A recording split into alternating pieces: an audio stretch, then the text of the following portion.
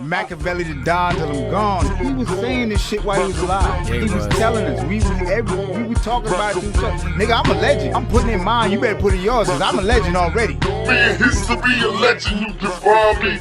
John Machiavelli being. Fuck you, Suge. You know where the fuck I'm from? It's Bumpton, nigga.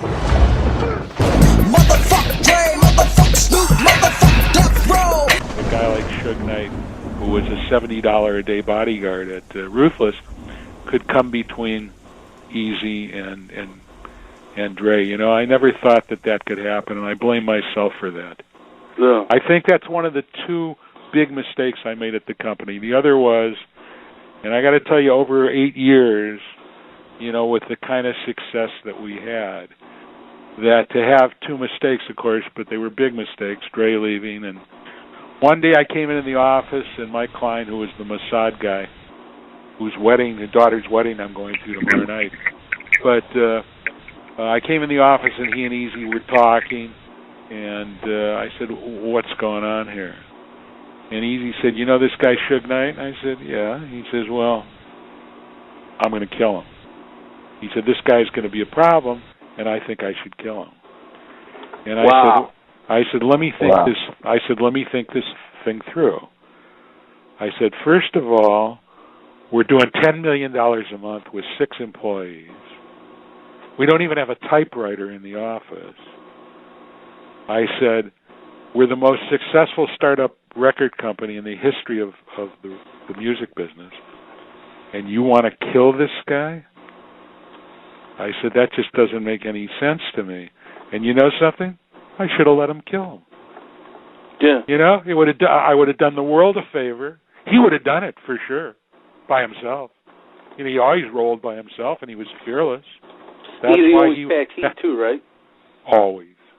Do you think he would have killed Suge Knight? I think so. I think that he was going to go do it. I took him seriously.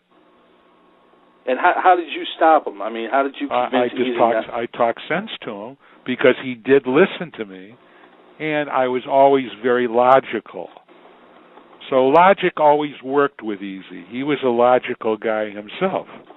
He was very emotional, but he was always logical. And then we talked about what would happen if he was, you know, if they ever held him hostage or if they threatened to kill him. You know, we had discussed all those eventualities because nothing was out of the question when it came to the people that we were dealing with. Yo, YouTube, what up? It's your homie Gab, I'm in the building. And this is Machiavelli Media. So today, shout outs to my brother, the Art of Dialogue, man. What up, Mighty? He had Keefy D on his show. And Keefy D went into this whole thing about, you know, Eazy-E was offered Death Row Records at first, and he flat out said that he don't think Suge Knight ever put his hands on Eazy-E. And it got me thinking about the time when Jerry Heller took it a step further and said Eazy-E told him he was going to kill Suge Knight. I said, wow. That's deep. Because he said, by all accounts, Eazy could have did it. He said he don't think Eazy was joking. He said Eazy was a serious guy, and he was fearless, and he believed Eazy would have did it. But the biggest thing that he said during that whole interview is that he should have let Eazy do it. He said he would have been doing the whole world a favor by getting rid of Suge Knight. This whole thing, Ruthless Records against Death Row Records, Eazy-E against Suge Knight, Crip versus Blood. It's just so many layers to it. Even Tupac and Biggie, believe it or not, Suge versus Puffy, all this stuff is connected. Just different pieces. and the chess game. I want to take a look at that statement today and ask you guys, what do you believe? Do you think it's more possible for Suge Knight to have put his hands on Eazy-E? Or do you think it would have been more possible for Eazy-E to kill Suge Knight? I mean, which one is more believable?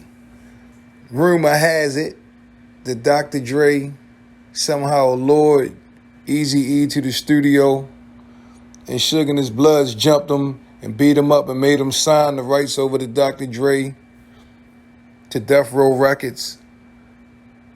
Do you believe that? Because Eazy had a whole army behind him.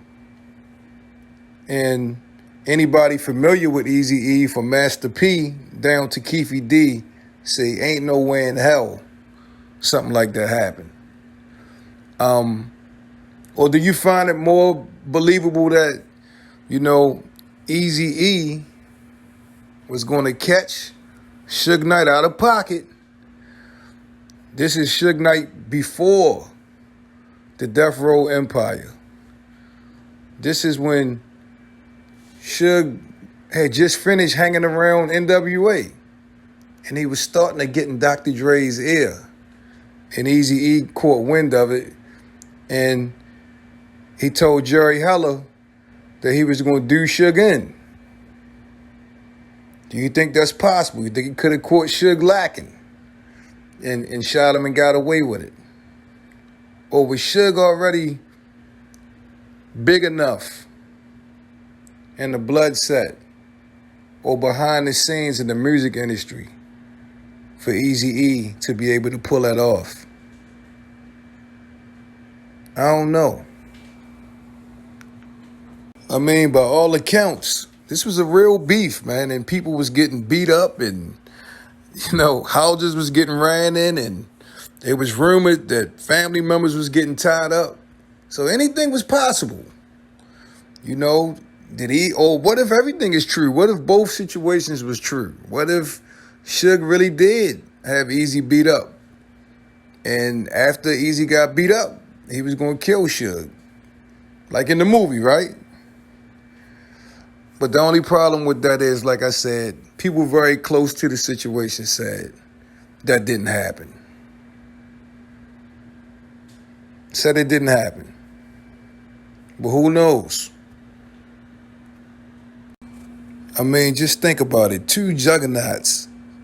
One already established in Eazy-E, who was already a legend on the streets of California, or one up and coming in the music industry and in the hood, and Suge Knight. Leave your thoughts in the comment section.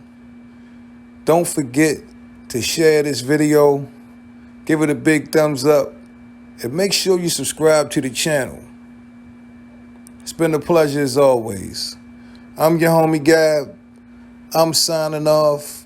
I'm about to hit y'all with the peace.